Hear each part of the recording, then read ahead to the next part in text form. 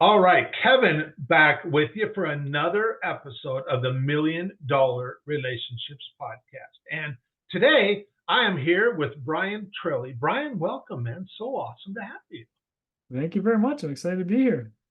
I am looking forward to this conversation. And I want to start by giving a shout out to Perry Marshall because you and I, we wouldn't even be here right now if it weren't for Perry. Perry was the one that introduced you and I, and I'll That's tell right. you, Perry and I, he and I, man, we go back a long ways. I met him in 1999 at a Dan Kennedy seminar, Oh, wow. and we've been friends ever since. And in fact, when my wife and I, we were on a trip down to Jamaica, and we have this orphanage down there that we support. And we just spent the whole day at this orphanage with our younger kids and all of that. And on the way home, my wife informs me that she wants to adopt. And I'm thinking, like, adopt? I'm like, honey, we got 6 kids. We're good. And she goes, I know. But she goes, I want to give one child a leg up that they wouldn't have if it weren't for us. And she was just so adamant about this. And so that began the conversation. And as soon as we got home from Jamaica, Perry was the first guy I called because I knew he'd Yep. adopted. So, and Perry was so valuable in that process. And we did adopt. And I remember we're on Perry's Christmas card list. And so we get his Christmas card and letter every year. And like later, after we had adopted Abby and stuff, we got a Christmas letter from Perry one year talking about how they had adopted again. Yeah. And after reading that, and when I gave it to my wife, I'm like, honey, before you read this, I just want to give you a heads up. We're not adopting again. But I'll tell you, when you have relationships, which I mean, my gosh, that's what this podcast is all about, is our relationships. And when you got relationships like that with Perry, and Perry comes to me and says, you know what, you should really talk with Bryan, and I'm sure he did something similar to you that just Yeah. carries so much weight, Absolutely. and Don't even question so it. yeah. So Perry, thank you. And what a testament to what this podcast is all about and stuff. And so with that, Bryan, I'd like to turn it over to you so we can set a little bit of context here and just give you the opportunity to share, what you do, who you serve, what inspires you most about the work you do and the impact you guys are making in this world. And yeah, I'll just turn it over to you so we can set a little bit of context here for the listeners. Yeah, sounds great. So, what do I do? It's one of those questions that your family never knows the answer to, and I'm not That's sure I right. do. That's right. It's He's on Zoom all the time. That's what my kids say. Dad's on Zoom all the time. Yeah, my wife was showing me there's got like career day at the kids' school this week. So it's like, you gonna go? I'm like, what do I put down? Am I a marketer? Am I an entrepreneur? Am I a business owner? Like, what is this? So I've owned 6 or 7 different businesses, 4 different industries, 5 or 6 different states. So I've lived all over the country owning these different businesses, from brick and mortar service businesses to purely digital businesses. Um, so I'm always looking at opportunities. I actually work with Perry on that to find businesses that we can help grow and scale, and uh, sometimes acquire, sometimes partner, those types of things. So that I say would be the core of what I do in that vein. So what am I currently doing directly? I have Optimized Marketing, which is a agency that markets for franchises. So basically local service businesses, mostly franchises, though it could be any service business that has a network. Okay. So, like there's trade organizations and things like that. But if you can be a plumber in one area of the country and there's another one in another area and you guys don't compete, there's things we can do to learn from both of them and deliver services about 1/5 the cost of normal marketing, Oh, wow. Okay. because we can leverage the network. So that's what we Mm-hmm. do, Optimize Marketing. I also run PieImageSearch.com, which is online training for computer vision. Computer vision is a simplified way of saying artificial intelligence that interprets images and video to get information out of it. Mm-hmm. So I believe we're the #1 resource for that on the internet. I have well over 80 courses and certifications and training around that topic. And obviously, it's a very important topic these days with everything that's going on with artificial intelligence. Yeah. So it's another company. And then, of course, working on our book. So my brother and I are writing. Soulless Intelligence is the name of the book. It's available for pre-order. Just Google that. And that's all about the AI is amazing. It is has the potential to be utopia, help a lot of people do a lot more and have a bigger impact. But unfortunately, it's kind of like nuclear power, right? You can power the world with it cleanly and efficiently, and you can destroy the world with it. Yeah. And AI has that component. There's a lot of terrible things that you can do with it. And if the guide rails and the ethics around it aren't very clear, then we run into trouble. And so soulless intelligence is about that, about some of the science, the neuroscience around what AI can and cannot do and will never be able to do, and helping us kind of find a path forward that's going to make the world our kids grow up in better than it is now. Yeah. So Wow. does that give you a summary? That that you're busy, Bryan, making a big impact in your for sure. Right. And I what I know is beautiful about you is that you have team around you that sees your vision and is supportive in you, and just brings their gifts and abilities to the table to help each of these businesses, make the biggest impact in the world and stuff. And so, Yeah, when I, you ask about who do I serve, yeah, at some level, I'm very traditional. I got to serve my Lord first and family. So if anything I do isn't aligned with that, what's best for my kids and my wife and yeah, my God, then I'm not going to do it. As best I can. Obviously, I'm not perfect, but that would be my guiding North Star. After that, it is team. And what does that look like? Just this morning, one of my teammates reached out and said, "Hey, we got to chat." Okay, cool, let's talk.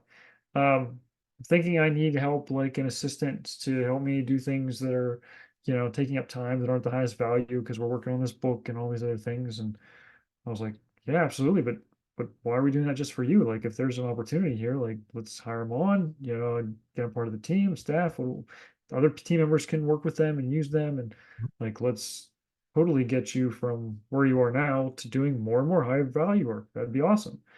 And it's that sort of approach that allows me to step back and look at things bigger picture because I have a team that I know and trust, and many of whom, almost all of whom, I did not meet in person for months or years after hiring them because we have a completely remote team.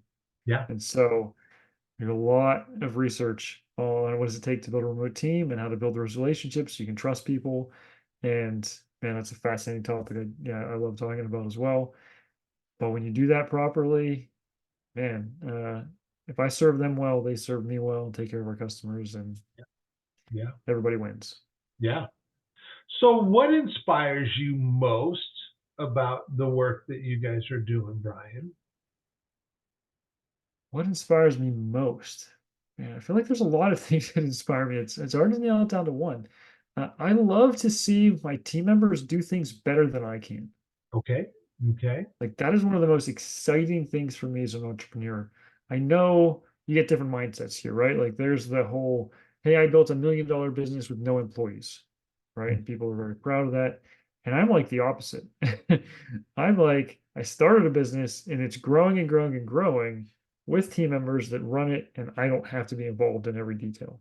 yeah, To yeah, me, that's much more satisfying because it's really hard for a lot of us that have started something from scratch to hand off responsibility, right? Is it going to be done as well? Is it at the same level of quality?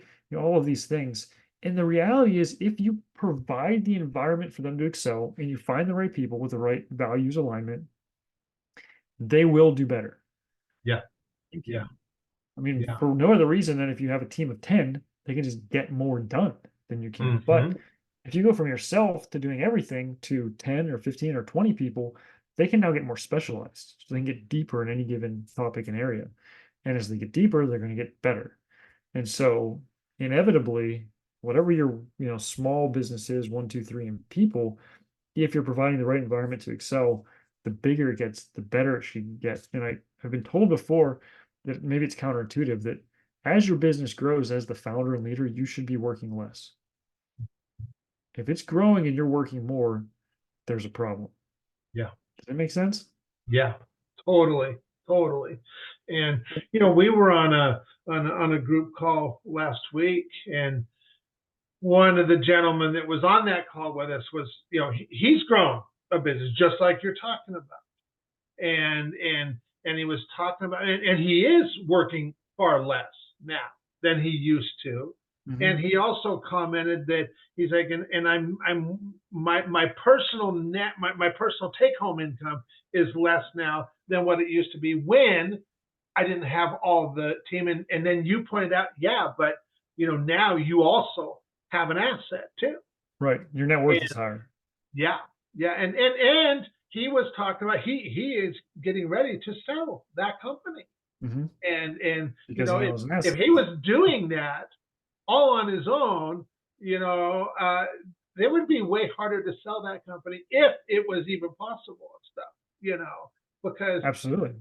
people who invest in business, they don't want to buy a job, No, they definitely not. want to invest in a business. Yeah. Yeah. And when you say who do you serve, the other thing that comes to mind with that is so anything that I do it needs to help serve my highest priorities, right? So my family being there. And the reality is everyone that works for me has the same feeling, right? And I think sometimes we get this disconnect like, okay, well, it's my business and I built it up and I worked really hard and all of that's true and made the sacrifices, sure. But somebody that even just starts with you, if they have a family, and everybody does to some degree, even if not their own children, but there's still family and friends. Having the time to go and connect with them and spend time with them and being able to coach their sports teams or go to the doctor's appointments or whatever that looks like is crucial. And so if you really want people that want to be part of what you're growing in the vision, part of it has to be you respecting and saying, I get that the business, it's your work, it's important, it's fulfilling, it's challenging, but it's also a means to an end in the sense that you need to support your family and you need to be able to do that. And time for children is spelled, sorry, love for children is spelled Time, right? Like that's how children know that you love them. And so if there's a disconnect, I think in previous generations, looking at my parents and so on, of that, hardworking entrepreneurs, they work late hours, that sort of thing. To now, I think most young people, whether they're owning a business or working in one, want to be able to leave work early some days to go to those practices or go to those games or go to those doctor's appointments. And so since we have a remote team, one of the things we value is like work. Like what are you actually producing? Not what hours are you producing it. That's right. Right. That's And that level of autonomy gets people. One of my team members, I think it was 2 weeks ago, we are having a meeting, said, Brian, you really just create a company of founders. Like they all have to solve problems and work together with the team, but they're not just employees that you tell what to do or whatever. And I had never thought of it that way until just like the last couple of weeks, but it's very true. Yeah. I expect them to get, may sound a bit weird, the benefits that I get by and large, but without the risk. Yeah. And if you can do that, I think you can build a team that you can really trust, and will actively find and solve the right problems. And that's a really big challenge for, employees to invest the time and the thinking necessary to find the right problems, first of all, let alone solve them. Yeah. Yeah. So if you have the priority order right, if you serve your own family and you serve your team and you understand your team has their own priorities and you can enable them to do that, it's amazing what can happen. Absolutely. Wow. Very good.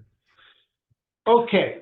So now that we've got a little bit of context set here, I'm gonna reiterate the question for the benefit of the entrepreneurs listening, and we're gonna dig into a little bit different here. So, have you ever been introduced to a person or persons that completely changed the course of your life or your business, so much so that much of what you have today would not be possible if not for this person or persons? And Bryan, I'm really excited to dig into your story, your experience around this topic of relationships.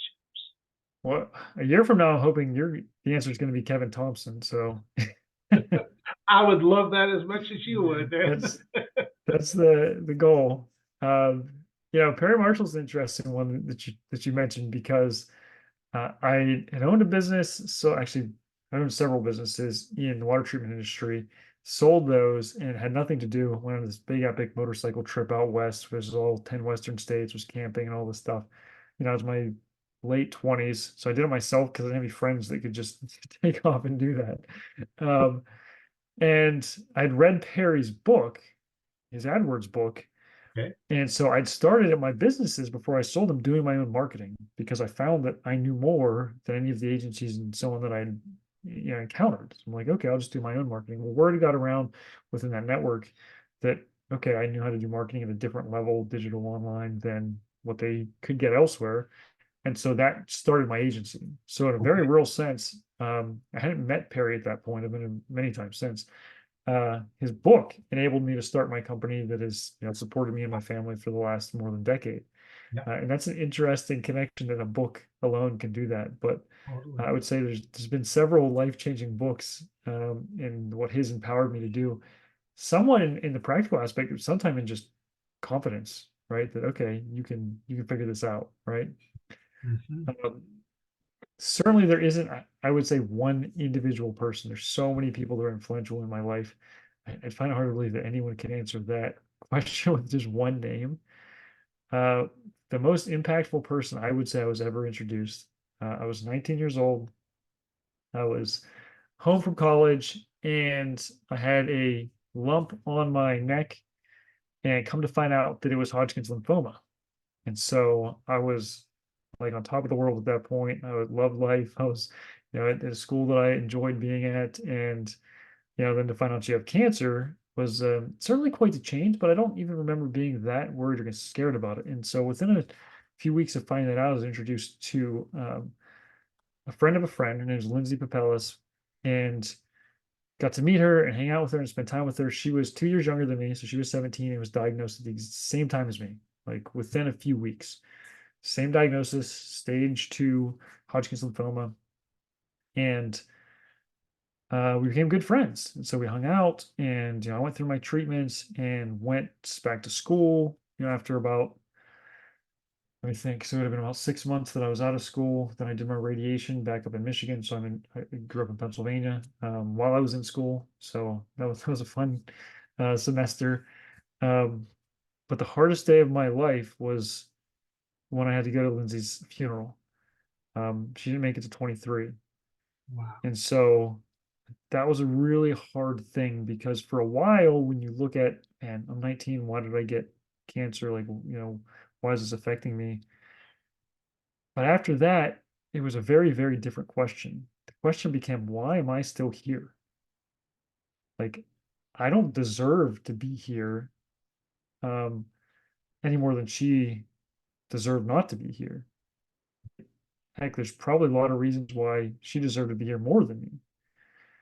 And so, you know, that has led me, that question of, am I doing something that Lindsay would be proud of? Am I doing something worthy of the additional years that I've been given?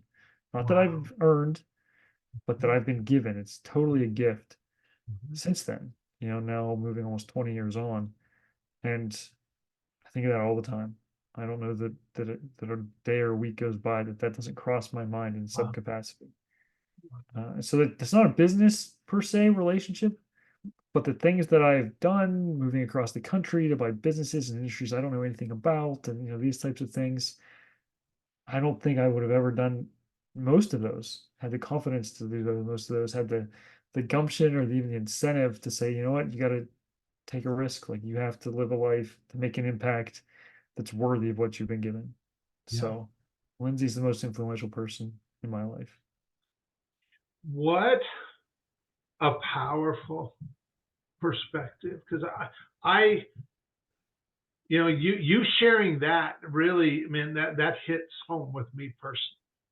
And I'm just like, and you articulate it in a way, and that you've had this perspective for over 20 years of each day just kind of looking at okay, what am I going to do with this day and this gift? that I've been given, just my time here. What am I going to do with that? And I would venture to say that most people don't think about life that way.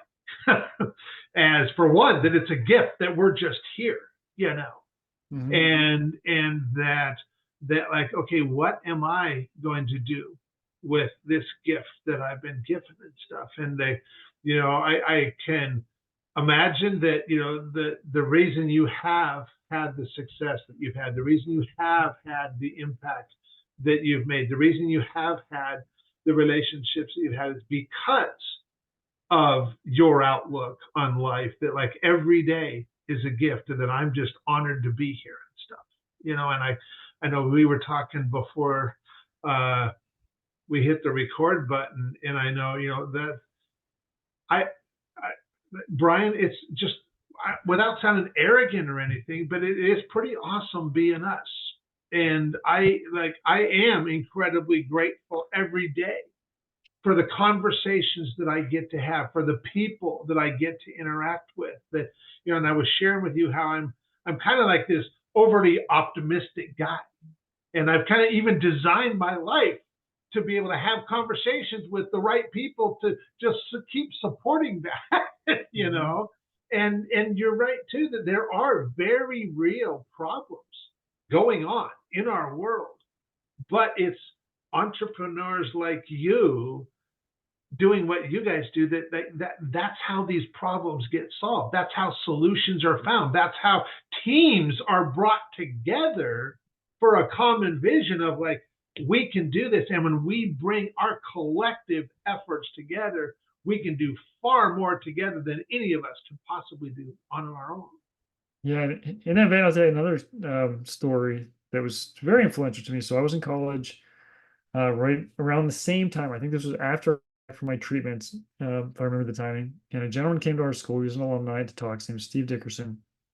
And Steve told this story. So I'm a mechanical engineer by education. So he was an engineer and he was working in engineering facilities. And he was a charge of a facility in South Carolina that, and I've only heard this story once, 20 plus years ago, and I remember this.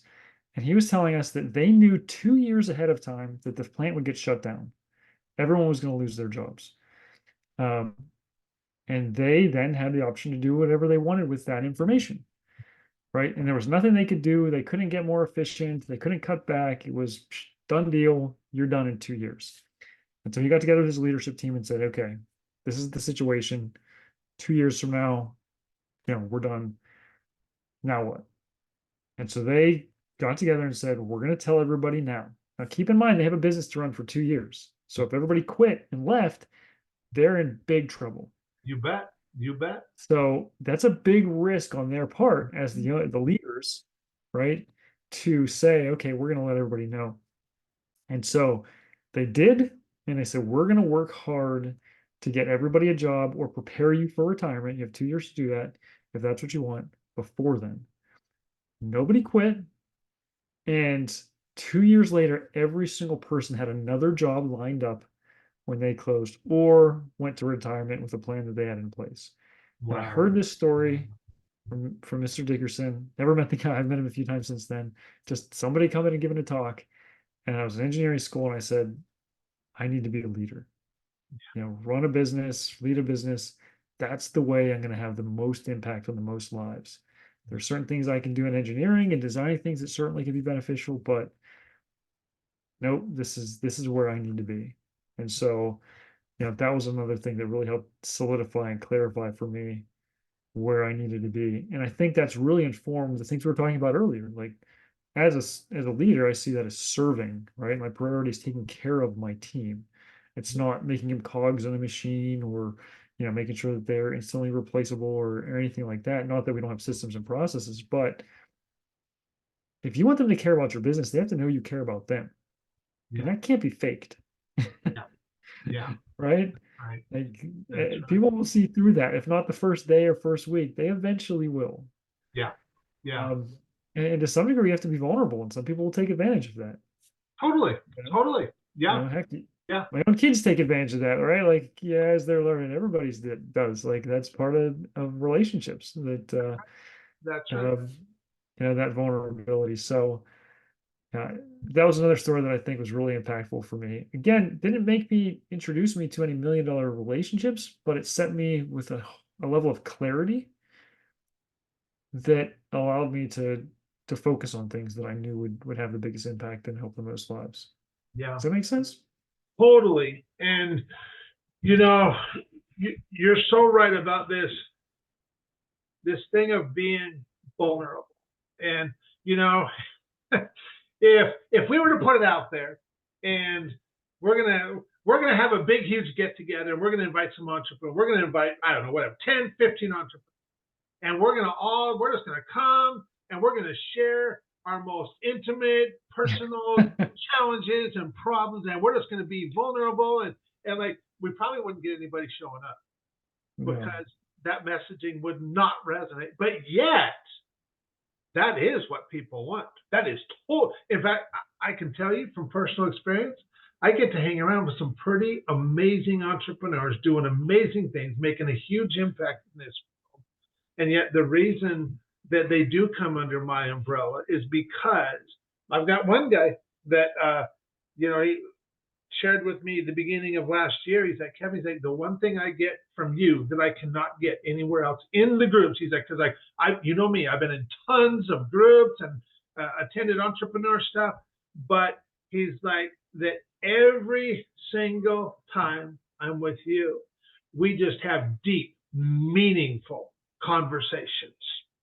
Yeah. And it's that real connection that we make with others, that when we're doing that with the right people, and there's it creates, what it does is it creates this trust in both character and competence. And when both of those trusts are present, it creates an environment where there's zero friction. And when there's zero friction, stuff just happens. It happens organically, naturally. It happens in flow. It happens easily, and it happens fast. And but that's what happens when we can just be ourselves and speak our truth and be open and candid. And I have experienced this so many times, especially doing what I do since 2017. So we're 6+ years into this now. And giving entrepreneurs that kind of a space, that's where the magic happens, man. That's When where. it's very hard to do, to be fair. So that story about Lindsay, this is probably the first time I've ever told that in a setting where it could be, recorded or publicly shared. I told it one other time in a private setting, like in a church group type setting. Mhm. Um, I don't know that I shared it I wouldn't even mention to people that I was going through cancer for like 10 or 15 years after it Okay. happened. Okay. It was just it wasn't a fun thing to talk about. And Sure. Sure. even though it has an impact, right? And it is part of my story, I always thought, man, nobody cares about that. What, like they want to know business results or what have I done or accomplished or whatever. So I totally agree with you. But it's not an easy thing to go and open up and to share those things. It's Totally. Totally. Yeah. You definitely there's a layer of trust that needs to be there in order for yeah. that to really happen and stuff, for sure. And so yeah. Well, man, I know for anybody listening to this, I know I'm just like there anybody listening to this is going, man, Kev, I really like Bryan, and I love what Bryan stands for. And you've mentioned a few things that you guys are working on.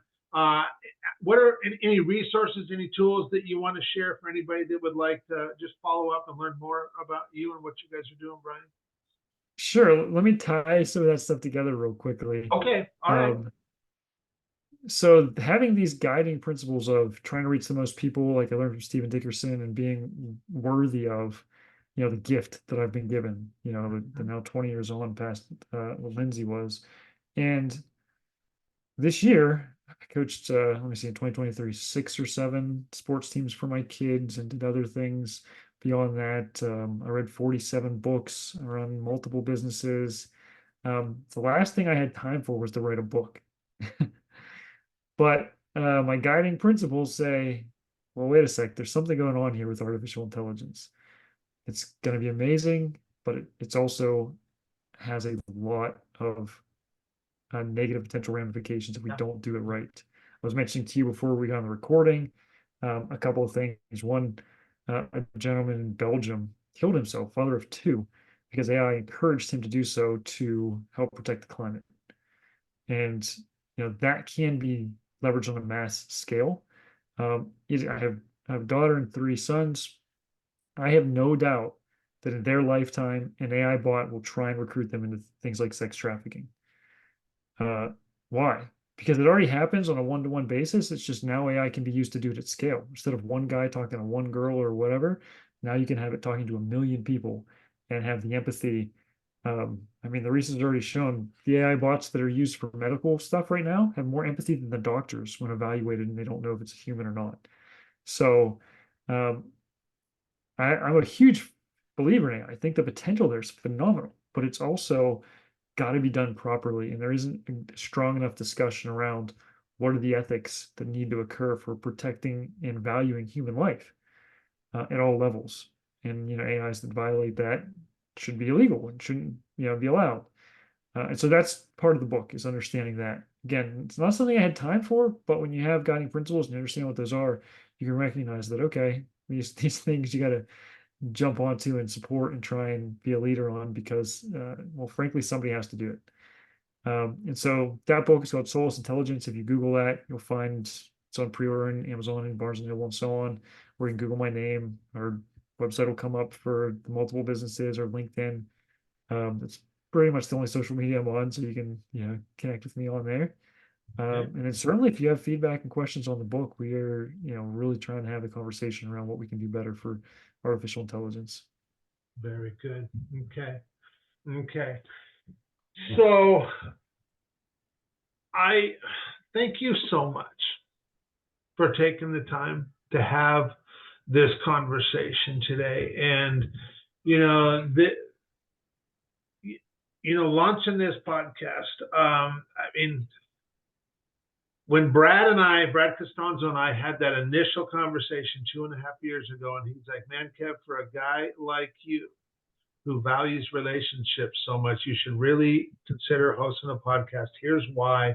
And of course, he'd been hosting a podcast for I think 10 years at that Well, point. And as soon as podcasting wasn't even on my radar. But yet what he shared, it resonated so much that I'm like, you know what? I'm going to go home and I'm going to reach out to some of my close entrepreneur friends, and I'm just going to ask them to hop on Zoom with me so we can have a conversation and just talk about their most valuable relationships. And here we are now, having released, I don't remember, I think we've released close to 190 episodes now. wow. And this has been hands down one of the most rewarding things I've done in my 28 years as an entrepreneur. And so much has happened as a result of this. And the conversations that I'm now having and the impact that I now get to make through this podcast, it's just, I am so humbled by this. And I just really appreciate you taking the time to share from your heart today, and I'm excited to get this interview out there and share it with other entrepreneurs. And I'm excited to just continue this conversation, because you know what, AI, I mean, it ain't going nowhere. That's for dang sure. No, definitely not. So it is here, and like you said, I am all about doing what I can to help, like, to make a positive impact in the world through all of this. And so thank you again. Any last words you feel led to share before we call it a wrap, Bryan? The last thing I'd say is a guiding principle for the values that we have, and I hope everybody steals this value. So our number one value is love and service. Yep. And I always get people kind of like looking at me weird, like, what do you mean love? Like, this is business. We got to make money. Well, the problem is most of us don't understand what love is. If I say I love you, Kevin, what that actually means in a practical sense is not a romantic thing. It is I will the good of another, right? So to love is to will the good of another. I want what's best for you. And so if I'm in business and I'm a leader and I don't love my team members, I don't want the best for them, I don't want good for them or my clients or vendors or everybody that's part of making my business successful, then I shouldn't be in leadership. Like that should be a core point of whatever we're doing wherever we are. And so feel compelled to share that with the audience and hope that makes some sense and resonates. Absolutely. Well, Bryan, once again, thanks so much for taking the time to have this conversation. Really appreciate it. Really appreciate you. Thank you. I appreciate it as well, Kevin.